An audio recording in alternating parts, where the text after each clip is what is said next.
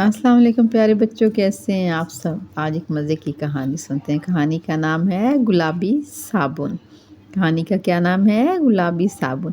ہیرا ایک بہت پیاری بچی تھی۔ اس کی بڑی بڑی آنکھیں اور کالے گھنگریالے بال سب کو بہت پیارے لگتے تھے۔ وہ سارے گھر کی لاڈلی تھی۔ امی اور ابو اسے پیار کرتے تھے۔ نانی بھی بہت پیار کرتی تھی اور ہر رات اس کو کہانی سناتی تھیں۔ باجی اس کو طرح طرح کی مٹھائیاں بنا کر دیتی تھی۔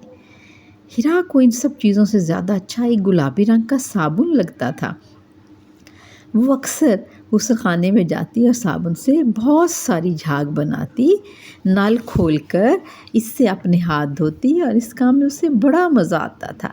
کسی بڑے کی آواز سنتی تو جلدی سے صابن واپس اپنی جگہ پر رکھ دیتی اور خود دروازے کے پیچھے جا چھپتی۔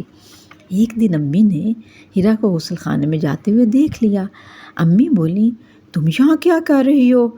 ہیرا ڈر گئی، مگر ہمیشہ سچ بولتی تھی، اس لیے بولی، میں صابن سے کھیل رہی تھی۔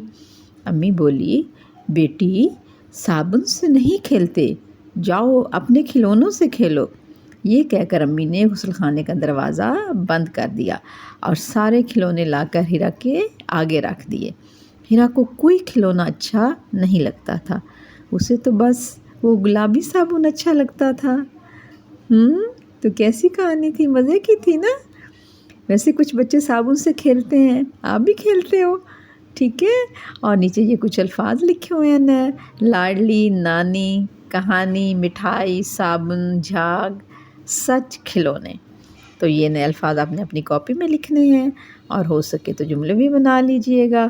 اور سوالات لکھے ہوئے ہیں، ہیرا کو کیا اچھا لگتا تھا؟ کیا اچھا لگتا تھا؟ ہیرا کو تو بس گلابی صابن اچھا لگتا تھا۔ ہیرا کو امی نے کیا دیا؟ ہیرا کی امی نے ہیرا کو بہت سارے کھلونے لا کر دیے، ٹھیک ہے؟ تو یہ تھی ہماری آج کی کہانی گلابی صابن۔ اللہ حافظ۔